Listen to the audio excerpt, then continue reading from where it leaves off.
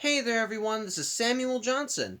So, it's that time of year again, it's April 1st, April Fool's Day. Now, ever since I started these vlogs, I've liked to make it a tradition that every year on this day, I do an April Fool's vlog. And of course, they typically follow some kind of foolish format. Like, I pretend that I think I'm looking at one show, when in reality I'm looking at another. I have one of my pets sit down and do the vlog, when in reality I'm just recording them, just doing whatever they want. One time I just gave my briefest thoughts on a video game and read a video that lasted like 3 seconds. And sometimes I just mislead and then go straight into an actual vlog, or I pretend I am going to vlog, and in reality I'm just rambling about innate bullshit. My point is, I typically like to have just regular common whatevers whenever I do these vlogs. It's always a joke, it's meant to mislead, but ultimately it's just in good fun. Well, for this year, the April Fool's joke, I'm playing it straight. This year, ladies and gentlemen, I'm not going to be doing one little gag. That's right, everybody. This year, I'm just going to use April Fools as an excuse to look at something that I genuinely have been kind of interested in looking at for a while. And if you can't tell by the title of the video, today, for April Fools, we are going to be doing a special bonus video of the Steven Universe retrospectives. But wait, I hear you say, didn't you finish Steven Universe a few weeks ago? What is there left to talk about? Well, there is actually some things that I did want to discuss. The thing is, as I said, when I was looking at, when I watched Steven Universe, I did it through the complete series DVD collection. And of course, the DVD collection comes with everything associated with Steven Universe. It has all 5 seasons of the original series. It has Steven Universe the movie. It has the epilogue series, Steven Universe Future. But it also has a bonus disc, which has several bonus features, including some sing-alongs for certain songs from Steven Universe the movie, a sing-along version of the movie, and various webisodes that Steven Universe put online. That's right, ladies and gentlemen. For today's video, I'm going to be looking at those mini-sodes, and not only them, the bonus disc also featured the Steven Universe pilot, which I had never seen before tonight, mostly because I was kind of weirded out by it from the little brief snippets of it I have seen online, and so I tended to kind of keep my distance from it, especially when I compared it to the actual show. But, well, since I wanted to do something a little special for this April 1st, I figured now I could actually sit down and watch it. So, for today's video, I'm going to be doing my vlog on all of the various webisodes that Steven Universe posted online, and the Steven Universe pilot. And of course, I'm going to structure it the same way that I would my regular vlogs. I'm going to be separating it into 2 I'll be discussing both of them one at a time, and I think what I'm going to do for this one is that I'm going to essentially be splitting the video into two separate segments. The first segment, I'm just going to be talking exclusively about the webisodes and everything associated with them, and the second half, I'll be talking about the pilot. So, with that said, the first set, the webisodes. Now, typically, whenever I do a vlog, I do a plot summary, talk about what happens in the episode, and then after that, then I get to my thoughts. But for the webisodes, I'm not going to be doing that this time. Rather, I'm going to be playing it a little differently. I'm instead just going to group all the webisodes together and just kind of give my thoughts on them as a whole. And as a whole, I think the webisodes are fine. The webisodes, at the end of the day, are not meant to be anything too lore-heavy, if that makes any sense. These things were created to just be little side snippets to Steven Universe, as after all, they were not put on regular television. Rather, the webisodes were posted exclusively to Cartoon Network's YouTube, and most of them tended to follow that similar structure. In fact, for a good chunk of these webisodes, they're structured in a way that, let me put it this way, for the basis for some of these webisodes is that Steven's recording himself just doing his own thing. Essentially, he's creating content for the internet, and likewise, the episodes that we watch are essentially just the videos he posts. So, like, say for example, one webisode that he does is supposed to be a cooking show, wherein the premise is that Lion is supposed to be the cook, and Steven is his assistant. Obviously, Steven's doing everything, and Lion's just sitting on the sidelines doing whatever he does. And likewise, Steven provides all the narration, but he gives Lion a deeper voice, and so on and so forth. And then basically the whole video is just him explaining how to make sushi right. Our snack sushi, which is supposed to be wherein you take cheese doodles, mix it with avocados, and wrap it in sushi rice with those little sushi wraps, and then put a dollop of spicy mayonnaise on it, which I kind of want to try now. But it's basically just content for the internet, something that Steven made with the gimmick of Lion, and apparently he's made other videos like that before, including one that actually was referenced in the pilot, but that's another thing altogether. But likewise, there's even one video that technically is not actually one that Steven posted, but it is supposed to be relayed through the internet, as the premise for that episode is that Steven is getting on a web chat with Peridot, who explains that she was able to get Wi-Fi in the barn. But as she and Steven are talking, Peridot shows Lapis that she's talking with Steven, and Lapis mistakes Peridot's tablet for like a mirror, and she thinks that Steven is trapped in it the same way that Lapis is trapped in the mirror, and so she tries smashing the tablet, and likewise Peridot has to stop her, so Steven rushed over to the barn to let her know, hey, I'm fine, before Lion ends up knocking over Steven's laptop on his end, because he doesn't know what it is. He's a cat. So, again, it's just, these are not meant to be taken as big, deep lore things. Again, they're just little fun snippets. In fact, a few of them are actually meant to help add, well, okay, scratch that. Some of them are actually meant to be a bit informative and kind of further explain certain aspects of the show. Like, for example, there are 3 webisodes that are called the Classroom Gems, and each of them deal with a different facet of the gem species as a whole. Like, one explains what a gem is and how they operate, like explain that they're just gemstones that are hard like holograms. And then likewise, there's one that explains how they're made, or one that explains fusion, and so on and so forth. And those are very clearly meant to just be little cartoony snippets that are just made for funsies. So in those regards, they still work. So in those regards, it's nothing too big or fancy. But then likewise, there is another segment that's actually while not really lore heavy, is actually pretty loaded with some emotions. In this case, it's an extended intro for the show, and how it's kind of loaded with emotions is because it's kind of sort of a prequel to Steven Universe, as it actually opens up with the Gems and Greg as they're adding Steven's house onto the temple. And likewise, this is when Steven is still a little kid. He's not living with the Gems yet because the house isn't ready, but he's clearly building a stronger relationship with the Gems, as while he's there, he's playing on a ukulele, and his dad kind of prods him into playing a song Hero for the Gems, which is of course the Crystal Gem theme song, which of course leads to the whole extended theme, which again, still a good song. I dig it, but it's really nice as it is kind of like a nice little lead-in / prequel to the series, especially since over the course of the song you do see Steven acclimating to living with the Gems and so forth. So it's again nice, but when it comes down to when it comes down to all of them, again, they're just little things. I'm not going to claim they're all perfect, in my opinion. In fact, if I have to say one thing, I think my favorite has to be the one with Peridot and Lapis, because I like their little dynamic, and it always is nice seeing them, especially since part of that one also had this fun little joke whereas Peridot was talking to Steven, and she was explaining how she set up Wi-Fi. The connection was rocky, so you only heard snippets of the story, and what I hear makes me want to know more, and I love it.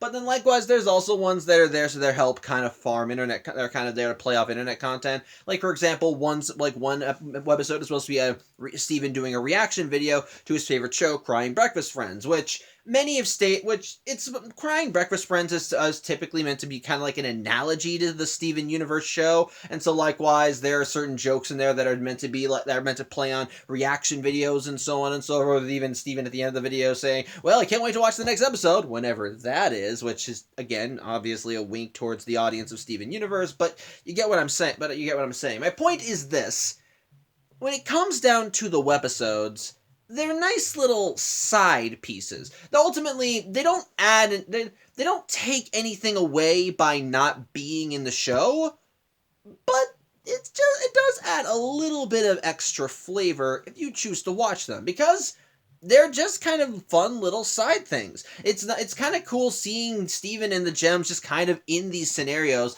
that are not life-threatening or where they have to learn a lesson or something. It's just them doing their own thing, living their own lives, and in some cases the parts that do kind of add of the lore are just fun little extras. They're just there to help kind of give better context to certain parts of the show, like how gems are made, how they work, and so on and so forth. It's, again, just some nice stuff. Plus, there are 2 videos that involve Steven with an unboxing, as one actually introduces the fucking hot dog duffel bag, which I did briefly mention in the vlogs proper, but yeah, it made its first appearance in these episodes, and the context for how it brought in is Steven doing an unboxing video. And then there's one that's about Lion just trying to get in various boxes, which is essentially just all the cat videos that you're seeing online involving cats trying to sit in boxes.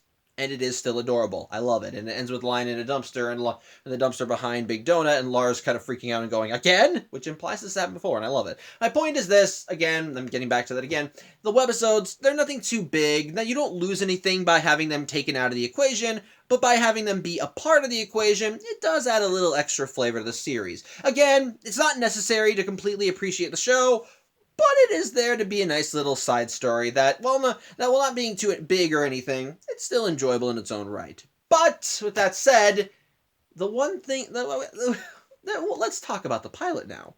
The pilot, well, this is a full story, and it's a strange one, to say the least. I'm going to say this right now. Stepping into the pilot, I immediately felt a sense of uncanny valley towards the whole thing. Mostly because the animation for the pilot is very different from that of the original, of the show itself. The style of animation for Steven Universe the show is kind of a Cal art style, or at least that's how I've heard people describe it. It's very simplistic, nothing too grand or complex. Not really using overly complicated designs. Using kind of very simple, but overall, it's decent animation. Nothing too grand, but still decent. It does the job. It does its job, and I think it works well for the median.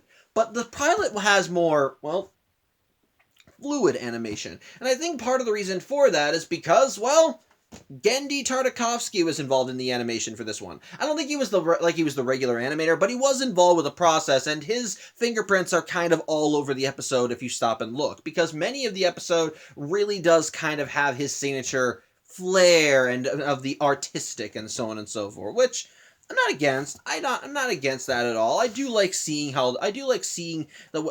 a way, it does kind of look nice, because the animation is a lot more flowing and smooth across it.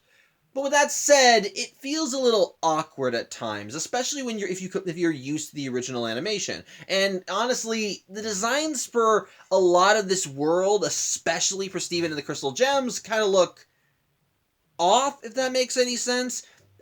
I think the best way I can describe it is if you took Adventure Time's designs and mixed it with the animation of Mad's little snippets. It's just weird, and there's a part of me that appreciates it, but also a part of me that's kind of gets creeped out by it. So again, it's not bad. It's just still a little off-putting for me personally. But with that being said, is the episode itself bad? Well, let's get to the plot summary. In this case, the story is kind of what you would expect from a season 1 episode of Steven Universe. What's going on is that the gems have come back from a mission involving dealing with something in their crystal palace, so to speak, which I guess is their version of the temple. And that thing is that they were dealing with what looked like a skull monster. Literally this gem-encrusted skull with 3 things of hair that was causing them problems. And the reason it was causing them problems was because it was looking for this strange specific artifact that the gems have brought home with them. Ultimately, they defeated the monster, and upon bringing it home, they do end up smashing it into smithereens, but they do need to protect the artifact. And of course, since it's a season 1 episode, like I said, Steven is there waiting for them, and he's kind of still bummed out that he can't go on missions, and while they were gone, it turns out that Steven wrote a song for them, which is, of course, the Steven Universe theme song. In fact, what I kind of like is that this theme song is the same one that you saw in the beginning of the extended intro from the Mini-Sodes. It even uses the same voice clips, which honestly I kind of like that. It still is a nice song, and I like that even in the pilot the gems get into it. It's nice. I dig it. It's good. I really do like it. I really do like it. Overall, fun stuff. But in this case, as Steven sings it and while the gems do get into it, even Pearl is like, "Hey, Steven, hey, Steven, you're not planning if you do go on a mission, you're not planning on singing that, are you? And Steven's like, oh, come on, why wouldn't I? Why wouldn't I? It's a good song. And Pearl just kind of chuckles and says, Steven, you're a clown. Which Garnet immediately gets defensive and tells Pearl, hey, knock that off, don't make fun of Steven. As such, Steven is a little disappointed, but he decides to go and get everyone snacks, especially since a comment from the song was how they go out for pizzas. But before he goes, Amethyst gives Steven some money, which another little weird thing, Amethyst has a fanny pack. Don't know why she has one, but it's kind of strange. But Amethyst gave Steven a little treat. For you see, when the gems are turned back to the temple, when the gems are turned back to Steven's house with the artifact that the magic skull was after, they did show it to Steven and he wanted to get a look at it, but they told him, no, you can't look at it. Well, pilot or not, Amethyst tends to be the little devil on Steven's shoulder and likes to, placate him a little. And so when she hands him the money to go and get the donuts, it turns out she also handed over the artifact. And so, Steven takes the artifact, and so Steven has no idea what it is, but he's kind of a little fun with it, because it looks like a little bauble, kind of like a marble, and it's always glowing. Either way, without knowing what it is, Steven does take it with him as he goes to the Big Donut. And one thing that hasn't changed between the pilot and the series, Sadie and Lars do work at the Big Donut. Although one big difference between the pilot and the original series, apparently Steven and Lars don't get along. In fact, once Steven sees Lars, he's annoyed, and Lars and him just start throwing shade at each other. However, as Lars is making fun of Steven while still taking his order, Steven talks about how the crystal gems are magic heroes after Lars insults them, and Lars is like, well, what, aren't the crystal gems like hot ladies? You're not a super hot lady, you're just you. And basically, Steven gets insulted and walks away after taking his donuts, but after he leaves, he kind of laments that, if he was a hot lady, then he would be at least be smart enough to stay away from Lars. Which Steven's like, oh, that was a good comeback. I wish I could have gone back and said it. At which point the artifact that he got from Amethyst starts glowing, and he ends up going back in time, right back to the moment when he and Lars were talking. And Steven realizes this is right when Lars insulted him, so he immediately delivers the comeback, which Sadie immediately gives Steven a high five for, but Lars immediately goes, well, at least I'm not a big joke, which again, Steven flounders on, but upon going outside again, he thinks of another good comeback and goes back and does it again, which humiliates Lars, and Steven's just all overjoyed, like, oh man, this is awesome, I gotta go let everybody know. It's another fun fact, every time Steven went back in time, he brought the bag of donuts with him, so by the end of this whole encounter, he's got 3 bags of donuts, and the space-time continuum is apparently a-okay. So either way, he ends up going back to the crystal gems and lets them know what he did, but they ask, well, how'd you do that? And he shows them the artifact, and it turns out that's a big no-no, because the artifact is only supposed to work for its chosen wielder, and apparently the artifact has chosen Steven. And before anyone wonders, yes, the artifact has a little hourglass inside it. It is kind of, and yes, it is supposed to be kind of and yes, I do think Steven and the Stevens borrowed their plot from this episode somewhat. But either way, they do ask Steven what he's been using it for, and he tells them about how the comebacks, so Steven and the Gems are like, what, really? That's what you're using it for? Well, unfortunately, though, as they're kind of perplexed by this, the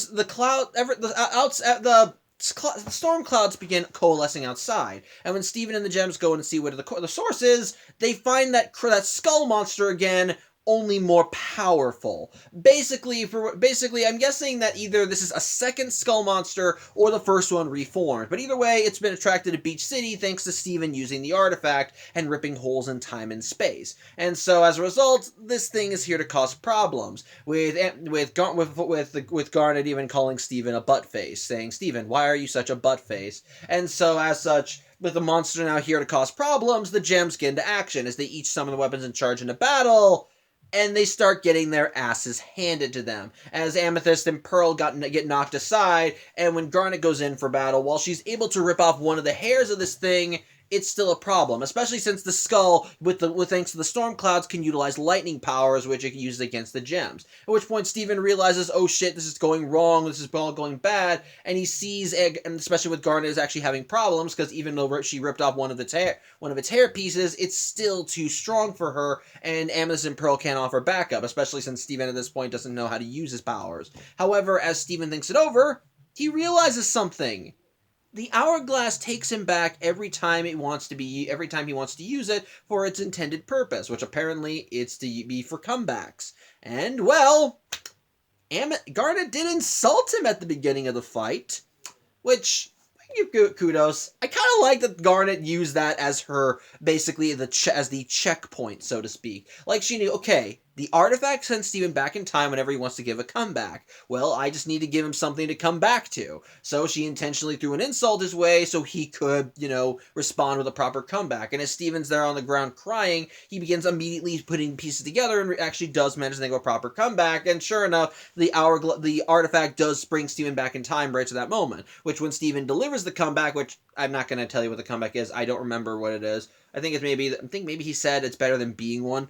And Garnet immediately realizes, oh, you jump back in time. Okay, what do we need to do? And again, Steven actually does get creative. It actually is smart. As he tells them that the hair is the problem, that if they want to stop this thing, they need to take it out. So immediately they all keep their distance. And so after they get this thing in its proper position, Steven and the gems climb on the big donut, and then push the large donut right on top of the skull. Which doesn't kill it, it doesn't crush it, but it does get its hair stuck underneath the donut. And so when this thing tries calling down the lightning to fry it off, well, the lightning, it does it too much, and the conductivity of the donut instead just fries at the hair and eventually the skull until it's just dead. So, yeah, Steven won the day, which even he's like, oh man, I saved you guys! I saved you guys! Oh man, I wish I could have told you all this morning!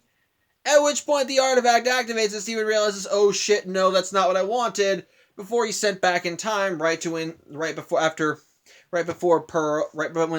gems were talking about Steven and his song, which when Steven realizes about, well, shit, what's going on, he realizes just how bad things would get. He takes the artifact and he just smashes it on the floor.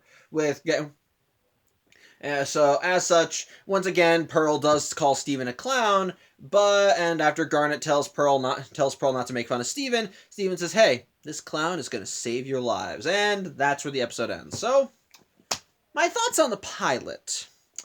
Again, going back to the animation, it's still very much uncanny. But I think another thing that makes it uncanny is, well, the designs for the gems. Now, this is probably because I'm so used to their designs from the original series that seeing them here is a little off-putting.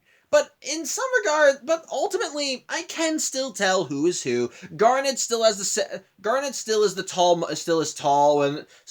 as the same voice actress and hence the same color scheme. Pearl still tries looking elegant and majestic, and Amethyst, she still looks laid back, especially with the fanny pack. That's actually kind of funny that she even has that, which I don't know. I'm used to seeing her pull stuff out of her gem. I'm not used to her having a fanny pack, especially since the weird thing is she kind of looks a bit more seductive like this. It's weird. I don't know why. But in terms of designs, all of them still look very different. Garnet's hair is not the same big afro that we're used to seeing her in the show. Rather, it's more smooth and laid back, and she actually looks like she's wearing somewhat robes. Amethyst, again, like I said, does look a bit more seductive, and Pearl, I'm just gonna say right now, Pearl's design weirds me out. Like, I get that there's enough aesthetics there. There's enough of the original aesthetics for Pearl are there so I can recognize it's her.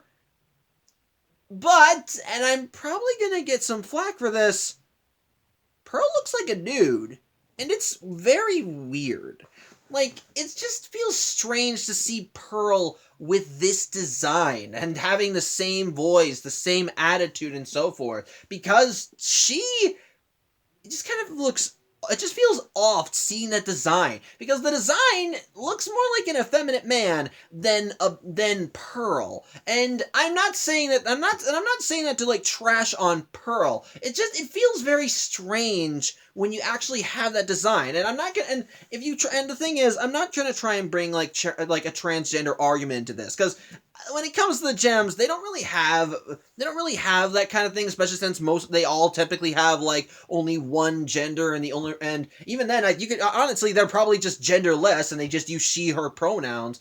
But before you bring up like Steven or Smokey and Rainbow 2.0, again, those are more exceptions to the rule rather than baselines. Both of those all involve Steven, as Steven is half human and he got his genetic, and and he got his genetics from his father, and likewise, Rainbow 2.0 is only a guy because Steven's involved, and likewise, that's the only fusion that Steven's involved with, actually can be called, that is actually said to be a straight-up guy. In the case of Smoky Quartz and Sunstone, both of those I think are meant to essentially be identified as women. But then and so with Rainbow kind of being the one exception to that. So I don't know. It just feels, I don't know. I'm probably harping too much on this. My point is this: it looks just strange and really does not feel like Pearl. It's just weird, very much weird. It feels like that Pearl is it looks like Pearl is it's still clearly a girl, but she looks like a dude, and it's really strange. Again, it's not enough to and again, it's just the most egregious in my opinion. The other two, Garnet and Amethyst, despite their difference in designs, are at least still identifiable. It's just Pearl seems the most different, is what I'm saying. And so I don't know. I don't know. Call me out on this if you want. I mean it. Call me out. I'm probably just talking bullshit right now, so feel free to lambast me. I really probably deserve it. My point is this: it just feels strange. But with that said, plot-wise, it's a season 1 Steven universe, and it's not bad. It's actually fun. Kind of cute, actually. Again, it's clear that this is, like I said, enough of the original elements from season 1 are present in this episode. You have Steven as the rookie member of the team, wanting to desperately be a part of the team, but not fully understanding the implications of being a part of the team. You have the Crystal Gems, who act as his maternal figures, who do want him to get better, but ultimately are also keeping him at arm's length, if just for his own safety. But likewise, they do want to help him improve, as they do still trust him and they do still love and care about him. And likewise, the personalities for all the gems are still very much there. Pearl is still meant to be kind of the erratic, but ultimately caring. Is ultimately meant to be the more erratic, realistic, but caring one. Garnet is still the strong mother figure who, while definitely keeping up a brave front, definitely still has a soft side, especially when it comes to Steven. Amethyst is still the fun-loving goofball that we know before we started seeing the depression underneath, and Steven, still naive member. Likewise, there are some dynamics that are different from the pilot to the original series, like with Steven and Lars, as there feels like there's more animosity between them in the pilot than there is in the original series, or at the very least more animosity from Steven to Lars, but in this one. But ultimately, when it comes to the story, it's just what you kind of expect from Steven Universe. As there's a conflict that's going on that Steven is involved with, and ultimately Steven is kind of a key factor in also resolving the conflict. Which again, it helps showcase all the dynamics. It showcases how each of the gems operate. Like I said, Amethyst being kind of the goofball, she's the one that typically likes to see Steven go off and have fun, even if, technically speaking, it's in an area that Steven probably shouldn't be doing all this in. Like, for example, when she sneaks him the hourglass artifact, even though she probably knows that he's not supposed to have it, but he's also curious about it, and she doesn't see the harm in letting him at least try it. Pearl is the more responsible of them, but also at the same time, she does clearly love Steven. Like, when she calls him a clown early in the episode, she's not doing it to be insulting. It feels like it's more of a term of endearment, if that makes any sense. Like, she's only calling him that because she finds him silly, but it's the fun silly, and I like that. And then likewise, Garnet is still maternal and protective of Steven. She cares about him, she cares about him. She believes in his strength, and then likewise, once it's confirmed that Steven